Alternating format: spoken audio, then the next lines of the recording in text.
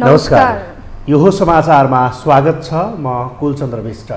म रन्जु अधिकारी। सुरु गरौँ अहिलेसम्मका प्रमुख समाचारबाट।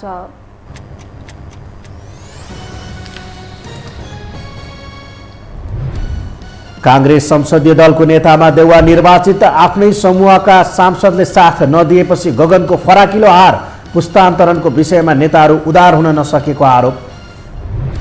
राष्ट्रपतिले दिएको समय सीमाका कारण नयाँ सरकार गठनको सकसमा दलको नेता चुनेपछि देउवाले बढाई सक्रियता, गठबन्धनमा सहमति नजुट्दा हौसिँदै एमाले। ज्येष्ठ सदस्यको शपथ खाएसँगै पशुपति शमशेरले बोलाए सर्वदलीय बैठक, सांसदलाई भोलि शपथ खुवाउने तयारी। संसद अधिवेशन आह्वानपछि सभामुखको निर्वाचन प्रक्रिया अघि बढ्ने। युक्रेनका राष्ट्रपति जेलेन्स्की व्हाइट हाउस भ्रमणको तयारीमा, प्रतिरक्षा क्षमतालाई मजबुत बन्ने किभको विश्वास, अमेरिकाले थप हतियार दिए युद्ध चर्किने रुसको चेतावनी। र राष्ट्रिय खेलकुद परिषदद्वारा तेक्वान्दो सहित 3वटा सङ्घ पुनर्गठन, 3 महिनाभित्र निर्वाचन गरिसक्न तदर्थ समितिलाई निर्देशन।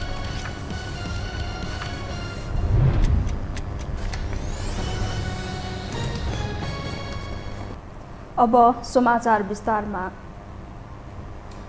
नेपाली कांग्रेसको संसदीय दलको नेतामा सभापति शेरबहादुर देउवा निर्वाचित हुनुभएको छ। बुधबार बिहान सिंहदरबार स्थित कांग्रेस संसदीय दलको कार्यालयमा भएको निर्वाचनमा देउवा 64 मत ल्याएर संसदीय दलको नेता चुनिनु भएको हो।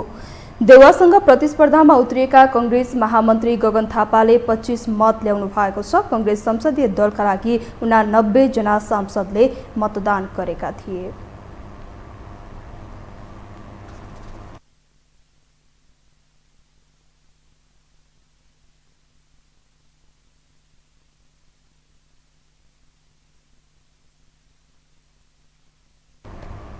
थापा समूहले आफ्नो पक्षमा 35 सांसद रहेको र थप 10 सांसदले मतदान गर्ने दावी गरेको थियो, तर थापा समूहकै केही सांसदले देउवालाई मतदान गरेको निर्वाचन परिणामले देखाएको छ।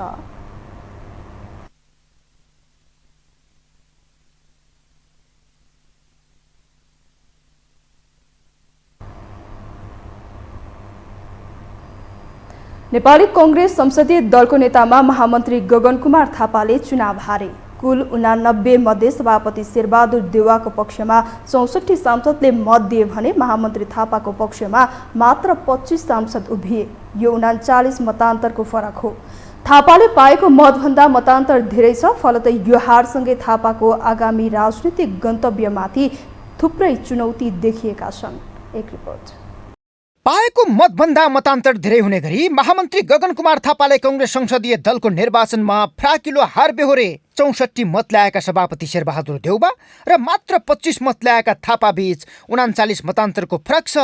महामन्त्री विश्वप्रकाश शर्मा र महामन्त्रीमै हारेका प्रदीप पौडेल भित्रिँदा पनि थापालाई आफ्नै पक्षका कुल 9 सांसदले मत दिएका छैनन्। त्यसमध्ये समर्थनको आश्वासन दिएका अन्य केही सांसदको मत पनि थापाको पक्षमा खसेन। अनपेक्षित रूपले मतमा धोका भएपछि थापाको मिसन पीएम थाँती परेको छ र आगामी राजनैतिक गन्तव्यमाथि समेत चुकुल लाग्ने खतरा बढेको छ। तर थापालाई आफ्नै समूहबाट कसले मत दिएन भन्ने विषय केन्द्रमा छ र त्यसको शङ्का यो समूहका नेता शेखर कोइराला, उपसभापति धनराज गुरुङ र नेता चन्द्र भण्डारी लगायतमा सोझिएको छ। किनकि 9 मत नै गायब हुने गरी कुनै मेजर नेताबाटै धोका भएको हुन सक्नेतर्फ अधिकांशले विश्लेषण गरेका छन्। गगनले समेत यसबारे समीक्षा गर्ने बताइरहेका छन्। टिकट दिनुलाई अलिकति बढी स्ट्रेन्थ, अलिकति बढी कसरत, अलिकति स्ट्यान्ड लिइदिएको भए यो अहिले बेटर रिजल्ट आउँथ्यो। अलिकति आफ्नै ग्रुप पनि उता गयो भन्ने जुन कुरा छ त्यो त राम्रो व्यक्तिहरू टिकट नपाएर न भयो, यताउता गर्ने मान्छेहरू होइन। त्यसले गर्दाखेरि के छ भने यसलाई मैले एकदमै अनएक्सपेक्टेड रिजल्टको रूपमा हेरेको छुइनँ। र अर्को कुरो गगनजीको इम्याच्युरिटी पनि भयो, किनभने उहाँले यो जुन डिसिजन मेकिङमा चुनाव लड्ने डिसिजन गर्नुभयो यो चाहिँ उहाँले आफै डिसिजन गर्नुभयो र टिमलाई त्यसलाई चाहिँ लतार्नु भयो भने मेरो डिसिजनमा चाहिँ मान मर्यो। यदि सबैजना मिलेर डिसिजन गरेको भए पहिले यो सबै त्यहाँको मान्छेहरूले त्यो डिसिजनलाई ओनरसिप फिल गर्थ्यो। यो हामीले गरेको निर्णय हो र हामीले यसलाई रिजल्टमा पुर्याउनुपर्छ र यसलाई एउटा निर्कुल गर्नुपर्छ र जिताउनुपर्छ भन्ने लाग्यो। अब यसले कस्तो भइदिएन, उहाँले बल गर्नुभयो छोडिदिउँ भन्ने खालको फिलिङ भएर।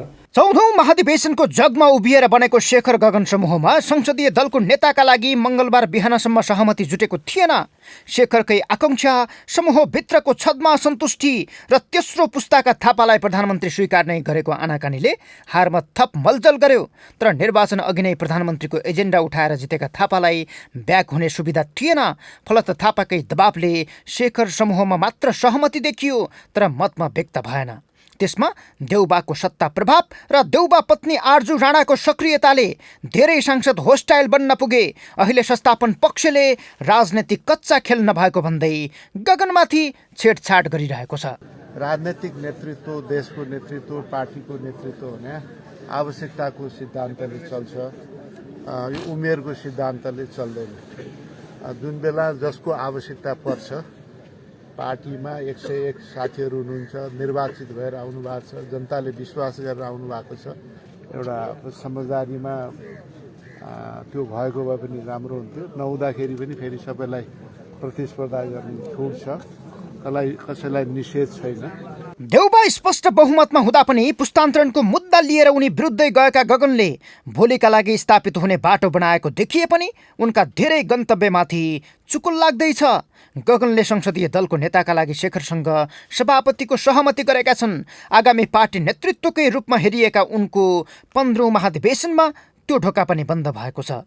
गगनले आफू संसदीय दलको कोसिसमा रहने बताएका छन्। तर आगामी महाधिवेशनपछि शेखर सभापति भए संसदीय दलको नेता पनि उनै हुनेछन्। यता प्रधानमन्त्रीका लागि देउबासँग संसदीय दलमा हारेपछि मन्त्री बनेर सरकारमा जाने बाटो समेत बन्द भएको छ। सरकारमा अरू साथीहरू जानुहुन्छ, यदि नेपाली नेतृत्वमा सरकार बन्दै गर्दाखेरि अरू साथीहरू जानुहुन्छ, बस्नुहुन्छ, काम गर्नुहुन्छ। मेरो मेरो मेरो प्रयास, म नेपाली कङ्ग्रेसको महामन्त्रीको रूपमा मेरो आफ्नो काम गर्छु। नेपाली कङ्ग्रेसको सांसदको रूपमा आफ्नो काम गर्छु। र संसदीय दलको नेता नेपाली कङ्ग्रेसले नयाँ पाउनु पर्थ्यो भन्ने मैले ठानेको हो, ठानिराख्छु। त्यसको निम्ति प्रयत्न गरिरहेको छु। योभन्दा बाहेक सरकारमा जाने, त्यहाँभित्र गएर काम गर्ने भन्ने कुरा अहिलेका निम्ति यो मैले गर्नु हुँदैन, यो उपयुक्त हुँदैन। जितले इतिहास बनाउँछ भने हारले भविष्य खोज्छ। गगन थापा संसदीय दलको हारपछि आगामी राजनीतिको अन्यल भविष्यमा फँसेका छन्। आगामी 5 वर्ष महामन्त्रीमै सीमित हुनु उनको बाध्यता बनेको छ। तथापि अनेक सम्भावनाको खोजी गर्न र महाधिवेशनै पिक्ष गुट फेर्न माहिर बनेका गगन फेरि उठ्ने सम्भावनामा प्रश्न भने छैन। यो हो टेलिभिजनका लागि सन्तोष बिके थापा, काठमाडौँ। सत्तारूढ दल नेपाली कङ्ग्रेसले संसदीय दलको नेतृत्व चयन गरेसँगै सरकार गठनको बाटो थप खुल्ला भएको छ। भागबन्डाको सकसमा अल्झिएको सत्तारूढ दलका शीर्ष नेतृत्वले सरकार गठनलाई कसरी पूर्णता दिन्छ चासोपूर्ण बनेको छ। एक रिपोर्ट। मङ्सिर 4 गते सम्पन्न निर्वाचनमा कुनै पनि राजनीतिक दलले स्पष्ट बहुमत प्राप्त गर्न सकेन। एक अर्कामा मिलेर बहुमत जुटाएरै सरकार गठन गर्नुपर्ने बाध्यतामा दलहरू छन्। शीतल निवासको समय सीमा अनुसार अबको 4 दिनमा नयाँ सरकार गठन गर्नुपर्नेछ। राष्ट्रपति विद्यादेवी भण्डारीले पौष 10 गते साँझ 5 बजेभित्र सरकार गठन गर्न आह्वान गरिसकेको छ। निर्वाचन मार्फत संसदको पहिलो दल बनेको नेपाली कङ्ग्रेसलाई सरकार गठन गर्ने दायित्व छ। सरकार गठनको दबावमा रहेका प्रधानमन्त्री तथा काङ्ग्रेस सभापति शेरबहादुर देउबामाथि दबाव थप बढेको छ। बुधबार सम्पन्न संसदीय दलको चुनाव मार्फत महामन्त्री गगन थापालाई हराउँदै संसदीय दलको नेतृत्वमा सभापति देउबा निर्वाचित भए। प्रधानमन्त्री बन्ने आकांक्षीको लड्को रहेको काङ्ग्रेसभित्रबाट प्रधानमन्त्रीको रेसमा देउबा सफल भएका छन्। पार्टीमा पनि उहाँसँग मेजोरिटी छ र संसदभित्र पनि उहाँसँग मेजोरिटी छ, स्पष्ट मेजोरिटी, त्यो पनि सुविधाजनक। 89 मा लगभग 2/3 भन्दा बढी छ, 2/3 बढी छ। साना दलहरूलाई साथमा लिएर आफ्नै नेतृत्वमा मौजुदा गठबन्धनकै सरकार गठन गर्ने रणनीतिमा देउबा छन्। सत्ता गठबन्धनभित्र सत्ताको भागबण्डा मिलाउने कसरतमा सक्रिय देउबाले आफ्नो सक्रियता थप बढाएको छ। संसदीय दलको नेता निर्वाचित हुन साथ माओवादी केन्द्रका अध्यक्ष प्रचण्डलाई काखी च्यापेर नेकपा एकीकृत समाजवादीका अध्यक्ष माधव कुमार नेपाललाई भेट्न शिक्षण अस्पताल नै पुगेका छन्। बुधबार साँझ नै गठबन्धनको बैठक बस्ने योजना रहे पनि बैठक बस्न सकेन। फलत देउबा र प्रचण्ड माधव नेपाल भेट्न अस्पताल पुगेका हुन्। सरकारको नेतृत्व कसले गर्ने अथवा भावी प्रधानमन्त्रीलाई लिएर कुरा नमिले पनि मौजुदा गठबन्धनकै नेतृत्वमा सरकार गठन हुनेमा नेताहरू ढुक्क छन्। मैले अबका दिनमा, किनकि मसँग अब सायद धेरै वर्ष समय छैन, मसँग तपाईहरुको आशीर्वाद लाग्यो, तपाईहरुको माया र तपाईहरुको शुभकामनाले काम गर्यो भने मलाई लाग्छ म छिटै देशको नेतृत्व गर्ने ठाउँमा पुग्दैछु र यो मेरो त्यस्तो कार्यकाल हुने मैले अठोट गरेको छु। कांग्रेसभित्र माओवादीलाई सरकारको नेतृत्व दिन नहुने मत पनि छ। संसदीय दलको नेतामा पराजित भएपछि महामन्त्री गगन थापाले प्रधानमन्त्रीमा आलो पालो गर्ने सहमति गरे, आफूलाई मान्ने नहुने चेतावनी दिएका छन्। आलो पालो गर्ने भनेर चाहिँ यो कुनै खालको यदि समझदारी गर्छ, कुनै खालको अन्डरस्ट्यान्डिङ गर्छ भने त्यो पार्टीसँग संस्थागत रूपमा भएको छ भने नेपाली कांग्रेस पार्टीले त्यसलाई बोक्छ, हामी त्योसँग बाँधिन्छौँ। तर होइन योभन्दा अगाडिको समयहरूमा जस्तै आलो पालो गर्ने कुरा चाहिँ अर्को कोठाभित्र अँध्यारो कोठाभित्र नेताहरू बसेर गर्नुहुन्छ भने त्यसलाई नेपाली कांग्रेसले बोक्दैन। मंसिर 4 को निर्वाचनपछि दलको नेता चयन नगरी सरकार गठन प्रक्रिया नथाल्ने अडानमा रहेका देउबाले आफ्नो दौडधुप बढाएका छन्। यता गठबन्धनले सरकार बनाएको अवस्थामा पहिलो प्रधानमन्त्री आफूले पाउनुपर्ने दाबी माओवादी अध्यक्ष प्रचण्डको छ। यस्तो अवस्थामा भावी प्रधानमन्त्री बन्ने होडमा होसिएका देउबालाई सत्ता हत्याउन त्यति सहज भने छैन। यो हो टेलिभिजनका लागि निम्लेकी शेर्पा, काठमाडौँ। अब बाँकी समाचार। कांग्रेसको संसदीय दलको निर्वाचनलाई लिएर पुस्तान्तरणको बहस भइरहँदा गगन थापाले प्राप्त गरेको मत पनि चर्चाको विषय बनेको छ। आफ्नै टिमका मत पनि सुरक्षित गर्न नसकेका उनको प्रयास साहस कि महत्त्वाकांक्षा मात्र भन्ने प्रश्न पनि अहिले उठेको छ। प्रतिनिधि सभाको सबैभन्दा ठूलो दल नेपाली कांग्रेसको संसदीय दलको नेतामा पार्टी सभापति तथा प्रधानमन्त्री शेरबहादुर देउवा निर्वाचित बनेका छन्। अर्का प्रत्याशी गगन थापाले 25 मत मात्र प्राप्त गर्दा विजयको पूर्वानुमान गरिएका देउवाले 39 मतको अन्तरले विजय हासिल गरेका हुन्। यसअघिबाटै गगनको उम्मेदवारीलाई केवल पुस्तान्तरणका लागि गरिएको साहस र लोकतान्त्रिक पार्टीभित्रको सुन्दरताका रूपमा हेरिँदा उनले आफ्नै टिमको समेत 12 भोट पाउन सकेनन्। देउवा चुनौतीविहीन रूपमा रहेको अवस्थामा गगनलाई भने पहिलो त शेखर कोइराला फकाउनु नै को विषय थियो, तर जसो तसो आगामी सभापतिमा सहयोग गर्ने भन्दै कोइरालालाई फकाएर अघि बढेका उनलाई त्यसपछि भने सिटौला समूहका एकमात्र सांसद प्रदीप पौडेल तथा शशाङ्क निकट दीपक गिरीले पनि समर्थन गर्ने बताएका थिए। अर्का महामन्त्री विश्वप्रकाश शर्मा त गगनको दाबीलाई स्थापित गराउने नेता नै भए, तर संसदीय अङ्कगणित हेर्दा पनि यसपटक देउवा समूहमा 50 भन्दा बढी सांसद प्रत्यक्ष र समानुपातिकबाट चुनिएर आएका थिए। शेखर समूहबाट 22 भन्दा बढी सांसद चुनिएर आएका थिए भने बाँकी सांसद वरिष्ठ नेता रामचन्द्र पौडेल, प्रकाशमान सिंह र डाक्टर शशाङ्क कोइराला पक्षमा खुलेका थिए, जसमा पौडेल नै देउवाको प्रस्तावक बस्दा कांग्रेसभित्र बुढा एकातिर र युवा अर्कोतिरको दृश्य देखिएको थियो। यही बीचमा गगनले 32 मत पाउने सम्मको वातावरण निर्माण गरेका थिए भने 39 सांसदको साथ रहेको चर्चा गरे। मंगलबार साँझसम्म यो संख्या 41 पुगिसकेको बताइयो भने डाक्टर शशाङ्क निवासदेखि चाक्सीबारीसम्म गगनको दौडलाई लिएर अप्रत्याशित नतिजा निस्कन आँटेको विश्लेषण समेत भयो। तर बुधबार निर्वाचनमा माहौल एकाएक बदलियो। आर्जु राणाले फोटो नै खिचेर मागेको प्रमाण तथा केवल भाषणमा पुस्तान्तरणको कुरा गर्ने र अन्तमा उही पुरानै रोज्ने प्रवृत्तिका अघि चर्चा गरिएको 39 मत पनि गगनले पाएनन्। सभाको मेरो लागि यो मेरो अपेक्षाकृत होइन, धेरै राम्रो हुन्छ तर यसबाट म भाग्न पनि थाक्दिनँ, यसबाट म निराश पनि हुन्न। अरू थप मेहनत गर्छु, अरू थप लाग्छु। किन नेपाली कांग्रेसको संसदीय दलको नेता बदलिनुपर्छ भन्ने मेरो एजेन्डा छ। के कारणले गर्दा थियो भने थप साथीहरूको बिचमा निरन्तर रूपमा लगिराख्ने प्रयत्न गर्छु। यस्तो विषम परिस्थितिमा पनि पटक पटक प्रधानमन्त्री भइसकेका पार्टी सभापति शेरबहादुर देउवामाथि गगनले धावा त बोले तर टक्कर दिन सकेनन्। कतिपयले यसैलाई गगनको साहसका रूपमा हेरेका छन् भने कसैले लहरका रूपमा समेत व्याख्या गरेका छन्। तर यसले कांग्रेसभित्र पुस्तान्तरणको कुरा गर्नेहरूको वास्तविक हालत नै कस्तो छ भन्ने समेत प्रश्न पारिदिएको छ। जहाँ गगन प्रधानमन्त्री भए देशले कायापलट नै गर्ने गरी अघि बढेका विश्वप्रकाशले पनि आफ्नो बाहेक अरू भोट तान्न सकेनन्। प्रकाशमान सिंहकै टिममा रहेर महामन्त्री भई चाक्सीबारीको उत्तराधिकारी बनेका शर्माले आफू बाहेक सो समूहका 7 जना मध्ये 1 जना पनि तान्न सकेनन् भने सिंह फकाउने कुरा त सम्भव भएन। यता सिटौलाको बैशाखी टेकेर देउवा समूहबाट महामन्त्री लडेका प्रदीप पौडेल सोही समूहबाट काठमाडौँ 5 मा जित निकाले, तर न त उनले सिटौला फकाउन सके न त गगनको पक्षमा माहौल बनाउन नै सके। बरु देउवा पक्षबाट 5 मत गगनलाई आउँदा परिवर्तनको पक्षधर भनिएका यो समूहबाटै धेरै मत देउवातिर गयो, जसले उनीहरूले उठाएको मुद्दालाई उनकै नेताले नेताले पत्याउन नसकेको भाष्य अहिले निर्माण भएको छ। यद्यपि यसले पुस्तान्तरणको बहसलाई भने स्थापित गरेको केही विश्लेषकहरू बताउँछन्।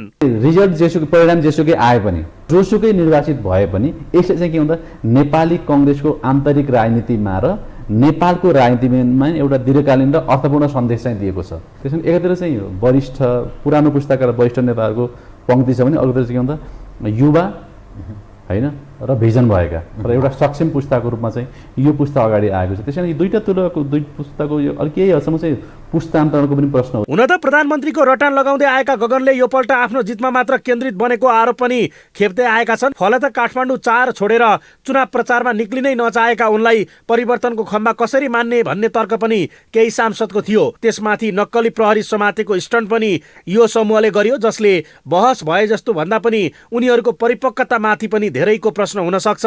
जसमा मन्त्री पाउने आशा त सत्तामै रहेका देउवाबाटै पाउने कुरामा सांसद विश्वस्त हुने नै भए। यद्यपि स्वयं गगनले समेत अप्रत्याशित भनेको मत परिणामले पुस्तान्तरणको बहसमाथि पनि प्रश्न उठाइदिएको छ। यो हो टेलिभिजनका लागि कुलचन्द्र विष्ट, काठमाडौँ। राप्रपाका नेता तथा प्रतिनिधि सभाका ज्येष्ठ सदस्य पशुपति शमशेर राणाले पद तथा गोपनीयताको शपथ लिनु भएको छ।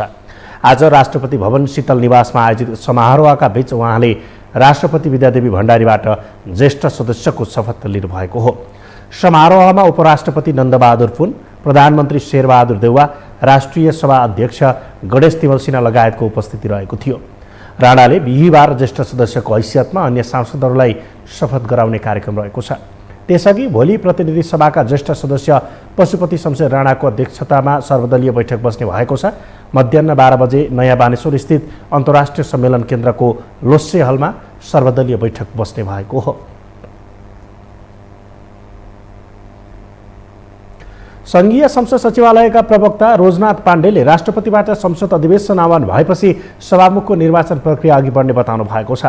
प्रवक्ता पाण्डेले राष्ट्रपतिबाट संसद अधिवेशन आह्वान भएपछि सभामुखको निर्वाचन प्रक्रिया 15 दिनभित्र सम्पन्न गर्नुपर्ने कानुनी व्यवस्था भएकाले सोही अनुसार संसद सचिवालयले एजेन्डाहरू अघि बढाउने बताउनु भए। उहाँले संसद भवनमा भोलि दिउँसो 1 बजेका लागि नवनिर्वाचित सांसदहरूको शपथ ग्रहण हुने बताउनु भयो। उहाँले बानेश्वरको आइसिसी हलमा सांसदहरूको शपथ ग्रहण ज्येष्ठ सदस्य पशुपति शमशेर जबराले गराउनु हुने बताउनु भयो। उहाँले मातृभाषामा शपथ ग्रहण गर्न चाहने सांसदहरूले पूर्व सूचना दिएपछि मात्रै मातृभाषामा शपथ ग्रहण गराइने पनि जानकारी दिनुभयो। प्रतिनिधि सभाका ज्येष्ठ सदस्यले राष्ट्रपतिज्यूसँग शपथ ग्रहण गराउने कार्यक्रम सम्पन्न भइसकेको छ। उहाँको शपथ ग्रहण कार्यक्रम सकेपछि अब भोलि हामीले 1 बजे सम्पूर्ण प्रतिनिधि सभाका मान्य सदस्यज्यूहरूको लागि शपथ ग्रहण कार्यक्रम बानेश्वरको आइसिसी हलमा आयोजना गरेका छौँ। यसको लागि ज्येष्ठ सदस्यले भोलि 1 बजे शपथ ग्रहण गराउनुहुनेछ। त्यसपछि हामीले लगत्तै चियापान कार्यक्रम पनि आयोजना गरेका छौँ सचिवालयको तर्फबाट। यो बिचमा मान्य सदस्यज्यूहरूलाई उहाँहरूले प्रमाणपत्रहरू ल्याएर भेरिफिकेसन गर्ने कार्यक्रम रहन्छ। उहाँहरूलाई हामी लोगो उपलब्ध गराउँछौँ। प्रवक्ता पाण्डेले शपथ ग्रहणपछि संसदमा सहभागी राजनीतिक दलहरूले संसदीय गतिविधि औपचारिक रूपमा अघि बढाउन सक्ने पनि बताउनु भयो।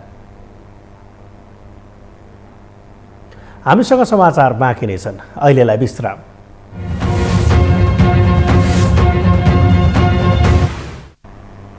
विश्रामपछि स्वागत छ। अब बाँकी समाचार।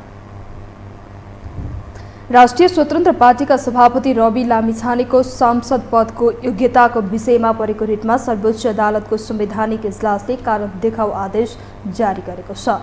आज संवैधानिक इजलासमा प्रारम्भिक सुनुवाईपछि विपक्षी बनाइएका राष्ट्रिय स्वतन्त्र पार्टी निर्वाचन आयोग लामिछाने काठमाडौँ जिल्ला प्रशासन कार्यालय र संघीय संसद प्रतिनिधि सभा विरुद्ध कारण देखाउ आदेश जारी भएको हो। रिटमा उनको शपथ रोक्न माग गरिएको थियो, तर इजलासबाट शपथ रोक्नका लागि अन्तरिम आदेश जारी भएन।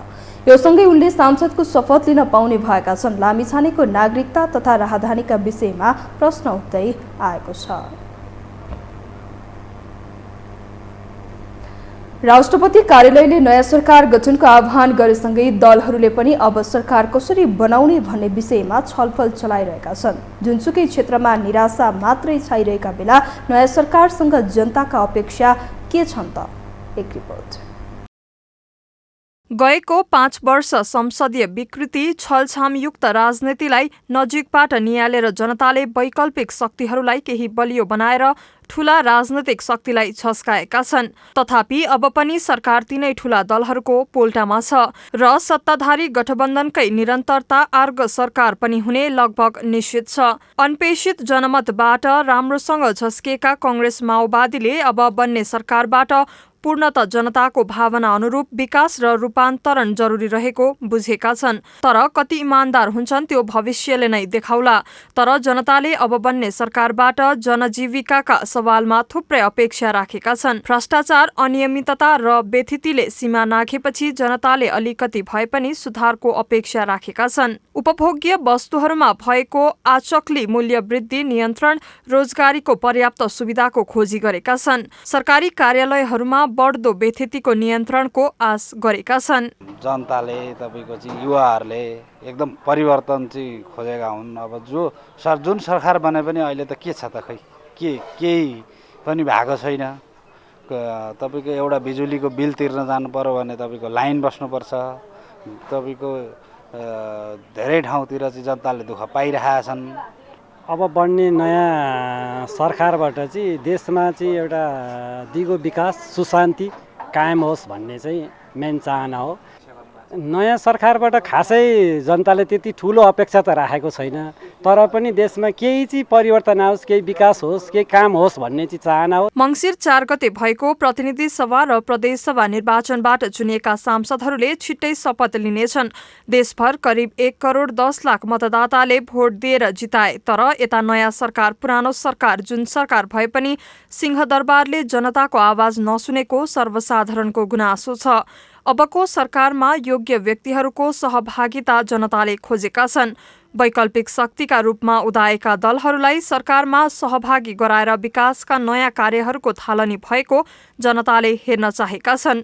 नत्र जुन जोगी आए पनि कानै चिरेको जस्ता अनुभूति गर्नुपर्ने जनताको चिन्ता छ।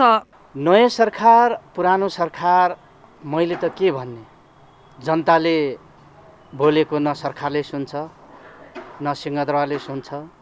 संसारमा हाम्रो देश जस्तो विकृतियुक्त देश संसारमा कहीँ कतै छ भने नेपाल हो र नेपालको राजनीतिक हो। र आउँदो सरकार पनि फोटोकपी नै हो मेरो बुझाइमा चाहिँ। युवाहरू यतिकै यो देशमा बेरोजगार भएर विदेश हिँड्नु बाध्य छ। कारण के त राजनीतिसँग जोडिन्छ। जसको कारणले गर्दा चाहिँ अबका युवाले सबै जाति पार्टी धर्मलिङ्ग भन्दा अलग रहेर युवाले विद्रोह गरेर यो बुढापाकाहरू यो फाइल पनि एउटा डकुमेन्ट सहित ड्राफ्ट गर्न नसक्ने यस्ता बदमास बुढाहरूलाई, एउटा राजनीतिको ज्ञान नभएको बुढाहरूलाई चाहिँ युवाहरूले चाहिँ अब कुनै पनि जाति पार्टी धर्मलिङ्ग भन्दा अलग भएर एउटा युवा दस्ता तयारी भएर अहिलेको समय परिस्थिति अनुसार चल्न सक्ने, बोल्न सक्ने, गर्न सक्ने युवाहरूको जिम्मेवारी आउनुपर्छ, दिनुपर्छ। अब मागेर दिएन भने थुतेर लिनुपर्छ, लुटेर लिनुपर्छ। अनि मात्र देश सबल र सम्पन्न विकास समृद्धि बन्छ जस्तो मलाई लाग्छ। सरकारले चाहिँ हामीलाई चाहिँ रोजीरोटी रिक्सा चलाउनु पाउनु पर्यो होइन। टाफीहरूले अब प्रतिबन्ध लाउँछ, हामीलाई साह्रै गाह्रो छ होइन। यो अब अहिले एकदम जति गरिब दुखीहरू छन् होइन, अव्यवस्थित भएर बसेको छ। सरकारले चाहिँ व्यवस्था एकदम राम्रोसँग मिलाएर है राखिदियो हुन्थ्यो भने जस्तो लाग्छ। रिक्सा चलाउनु, भारी बोक्नु, गाडी चलाउनु एउटा व्यवस्थित हुनु पर्यो। व्यवस्था नभए त केही पनि काम लाग्दैन। योभन्दा अगाडि व्यवस्थै छैन। यता सरकारका प्रवक्ता ज्ञानेन्द्र बहादुर कार्कीले भने जनताका समस्या समाधान गर्न राष्ट्रिय सहमति जुटाउनु पर्ने बताउँछन्। जनतासँग प्रत्यक्ष सरोकार राख्ने विषयमा राजनीति भन्दा माथि उठेर दलहरूले राष्ट्रिय सहमति जुटाएर जनउत्तरदायित्व पूरा गर्नुपर्ने कार्कीले बताए। सरकारको मात्र मुख ताकेर समस्याको समाधान नहुने उनको दावी छ। जनताको चाहना अब मुलुक विकास र समृद्धिको दिशामा अग्रसर बनोस् भन्ने जनताको चाहना छ। त्यो चाहनालाई पुरा गर्ने दायित्व हामी सबैको छ र त्यो दायित्वलाई अब हामीले विलम्ब नगरिकन पुरा गर्ने प्रतिबद्धताका साथ अगाडि बढ्नुपर्ने आजको आवश्यकता छ। देश निरन्तर आर्थिक नोक्सानीमा छ। पछिल्लो आँकडा अनुसार नेपालको आम्दानी भन्दा खर्च वर्षेनी 78 अर्ब भन्दा बढी छ। बढ्दो व्यापार घाटा नियन्त्रण र आर्थिक विकासको लक्ष्यलाई प्राथमिकतामा राखेर सरकारले काम गर्न जरुरी छ। तब मात्रै जनताले नयाँ जनादेशको पालना भएको महसुस गर्नेछन्। यो टेलिभिजनका लागि मिङमा शेर्पा, काठमाडौँ। अब बाँकी समाचार। विश्वभर कोरोना भाइरसको संक्रमण अझै अन्त्य भएको छैन। यद्यपि संक्रमण दर घट्दै जाँदा महामारीको त्रास भने तुलनात्मक रूपमा कम भएको छ। तर छिमेकी मुलुक चीनमा कोरोना संक्रमण दरमा भइरहेको थपघटले नेपालमा जोखिम भने बढाएको छ। यस्तो अवस्थामा कोरोनाको जोखिम कम गर्न सरकार के गर्दैछ त? एक रिपोर्ट। नेपाल सरकार स्वास्थ्य तथा जनसङ्ख्या मन्त्रालयको तथ्याङ्क हेर्दा नेपालमा कोरोना संक्रमित दर वात्तै घटेको छ। कोरोना संक्रमणकै कारण ज्यान गुमाउनेको संख्या केही समय यता शून्य नै बनेको छ। तर कोरोनाबाट संक्रमित हुने क्रम भने जारी छ। पछिल्लो 24 घण्टामा 2 जनामा संक्रमण पाइएको छ। पौष महिनाको पहिलो सातामा 16 जनामा कोरोना संक्रमण देखिएको छ। पौष 5 गते 6 जना र पौष 6 गते 2 जना कोरोना संक्रमित भएका छन्।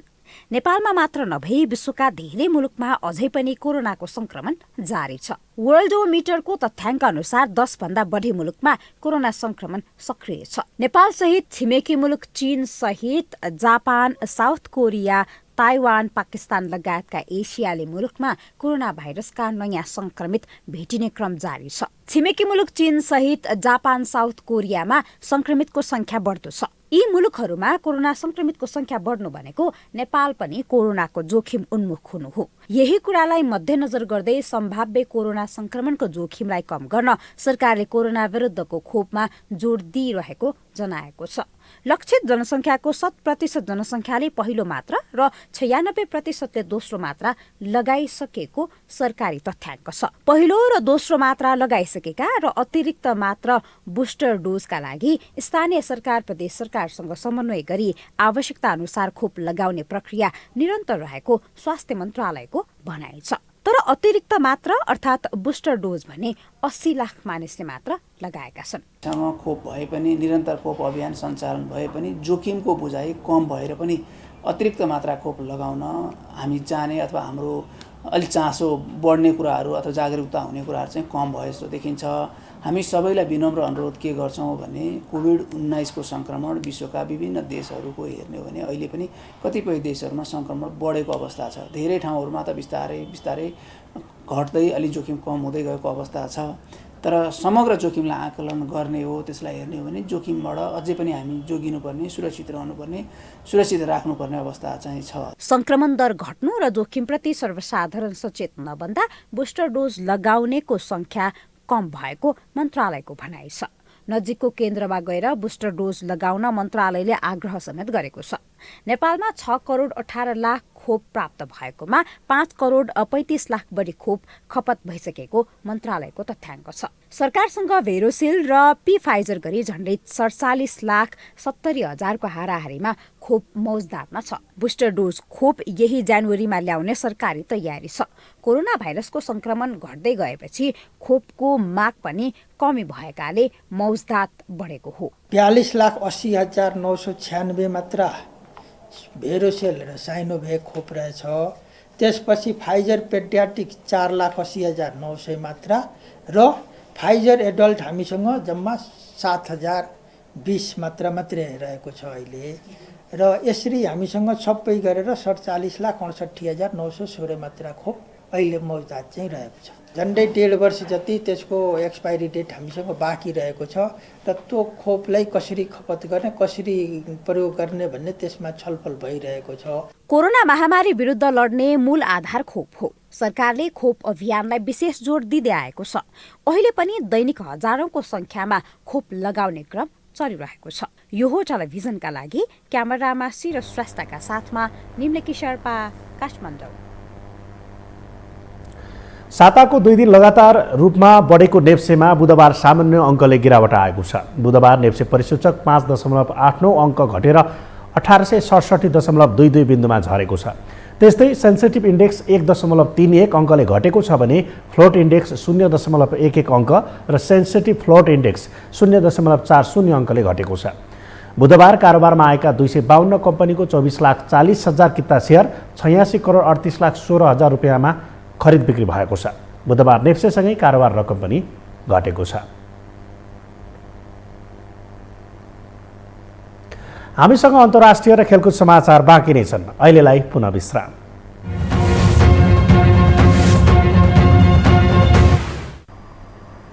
विश्रामपछि स्वागत छ। अब पालो अन्तर्राष्ट्रिय समाचारको।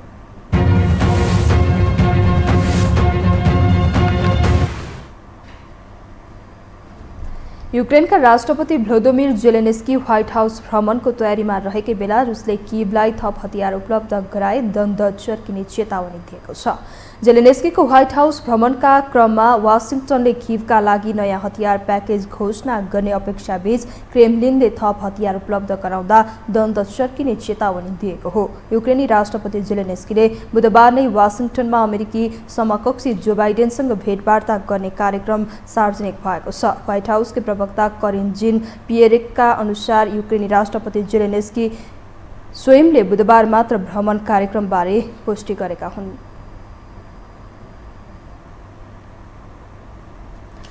अक्टोबरको अन्त्यमा 44 बिलियन डलरमा ट्विटर खरिद गरेका एलन मस्क ट्विटरमा ल्याएका नयाँ फिचरका कारण विवादित रहँदै आएका छन्। विवादमा मुछिएसँगै मस्कले ट्विटरबाट राजीनामा दिने घोषणा समेत गरेका छन्। एक रिपोर्ट। सामाजिक सञ्जाल ट्विटरको प्रमुख कार्यकारी अधिकृत सीईओ एलन मस्कले पदबाट राजीनामा दिने भएका छन्। ट्विटर खरिद भए लगतै मस्कले गरेको परिवर्तनलाई लिएर धेरै आलोचना भयो। मस्कमाथि हालै मात्र अमेरिकाको प्रतिष्ठित मिडियाका पत्रकारहरूको ट्विटर डिलिट गरिदिएको आरोप छ। सोही कारण संयुक्त राष्ट्रसङ्घले पनि उनलाई अभिव्यक्ति स्वतन्त्रतामा हस्ताक्षेप नगर्न चेतावनी दिएको थियो। यही विवादमा मुसिएसँगै मस्कले आइतबार ट्विटरबाट राजीनामा दिने घोषणा गरेका छन्। मस्क हरेक जसो विषयमा पोलबाट प्रतिक्रिया माग्दै आएका छन्। उनी प्राय केही मामिलामा पोल हालेर मानिसहरूसँग प्रतिक्रिया माग्छन् र निर्णयको घोषणा पनि गर्छन्। बुधबार बिहान ट्वीट गर्दै मस्कले राजीनामा दिने घोषणा गर्नुअघि ट्विटरको सीईओबाट अलग हुँदा ठिक कि बेठिक भनेर भोटिङ पोल मार्फत राखेका थिए, जसमा ट्विटर प्रयोगकर्ताहरूले अर्बपति एलन मस्कको विपक्षमा मतदान गरेका छन्। आइतबार सुरु गरिएको सो पोलमा 17 मिलियनको मतदान रहेको छ, जसमा 57.5%ले मस्कको विपक्षमा मतदान गरेका छन् भने पक्षमा 42.5%ले मतदान गरेका छन्। उनले नतिजाको पालना गर्ने उल्लेख गर्दै बहुमत प्रयोगकर्ताको सुझाव अनुसार सीईओ पदबाट राजीनामा दिने बताएका हुन्। पछिल्लो समय ट्विटर मात्र नभई मस्कका अन्य कम्पनीहरूको शेयर भाव पनि घटिरहेको छ, जसका कारण एक महिनामा मस्कको सम्पत्ति 100 अर्ब डलरले घटेको छ। सीईओको रूपमा मस्कको छोटो कार्यकालले विश्वको सबैभन्दा प्रभावशाली सामाजिक मिडिया कम्पनीहरू मध्ये एकमा व्यापक कहिलेकाहीँ अनियमित परिवर्तनहरू भएको छ। उनको नेतृत्वमा ट्विटरले आफ्नो अधिकांश कर्मचारीहरूलाई हटाए, प्रमुख विज्ञापनदाताहरूलाई अलग गराए। पूर्व राष्ट्रपति डोनाल्ड ट्रम्पलाई जनवरी द क्यापिटल दंगाको कारण निलम्बन गरेपछि प्लेटफर्ममा फिर्ता गरी स्वागत गरे। त्यस्तै मस्कले बाँकी रहेका कर्मचारीहरूलाई आफ्नो काममा अत्यन्त कट्टर बन्ने बाचा लिन बाध्य तुल्याए र कोभिड-19 विरुद्ध ट्विटरमा गलत जानकारी बन्द गराए। तर मस्कको बढ्दो आलोचना आइतबारको सर्वेक्षणमा खनियो। खास गरी उनले ट्विटर अकाउन्ट भेरिफाइड भएको संकेत चिन्ह ब्लू टिकका लागि पैसा तिर्नुपर्ने भनेर निर्णय लिएपछि विश्वभरबाट आलोचना खेप्नु परेको थियो। यस्तै ससाना निर्णयमा कमजोरी हुँदा मस्कसँग धेरै मानिसहरू रुष्ट भएका छन्। अब पालो खेलकुद समाचारको।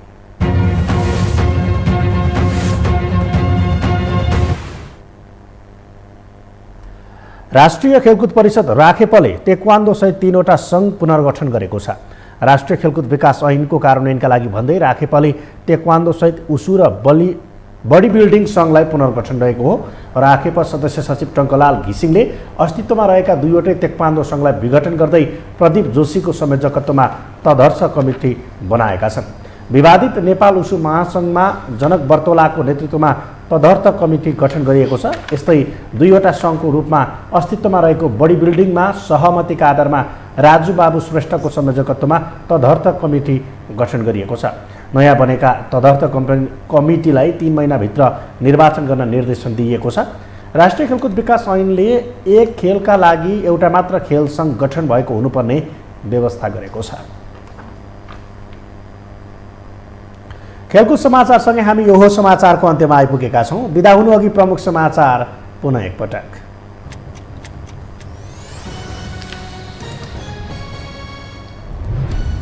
काङ्ग्रेस संसदीय दलको नेतामा देउवा निर्वाचित आफ्नै समूहका सांसदले साथ नदिएपछि गगनको फराकिलो हार। पुस्तान्तरणको विषयमा नेताहरू उदार हुन नसकेको आरोप। राष्ट्रपतिले दिएको समय सीमाका कारण नयाँ सरकार गठनको सकसमा दलको नेता चुनेपछि देउवाले बढाई सक्रियता। गठबन्धनमा सहमति नजुट्दा हौसिँदै एमाले। ज्येष्ठ सदस्यको शपथ खाएसँगै पशुपति शमशेरले बोलाए सर्वदलीय बैठक। सांसदलाई भोलि शपथ खुवाउने तयारी। संसद अधिवेशन आह्वानपछि सभामुखको निर्वाचन प्रक्रिया अघि बढ्ने। युक्रेनका राष्ट्रपति जेलेन्स्की व्हाइट हाउस भ्रमणको तयारीमा। प्रतिरक्षा क्षमतालाई मजबुत बन्ने किभको विश्वास। अमेरिकाले थप हतियार दिए युद्ध चर्किने रुसको चेतावनी। र राष्ट्रिय खेलकुद परिषदद्वारा तेक्वान्दो सहित 3वटा सङ्घ पुनर्गठन 3 महिनाभित्र निर्वाचन गरिसक्न तदर्थ समितिलाई निर्देशन।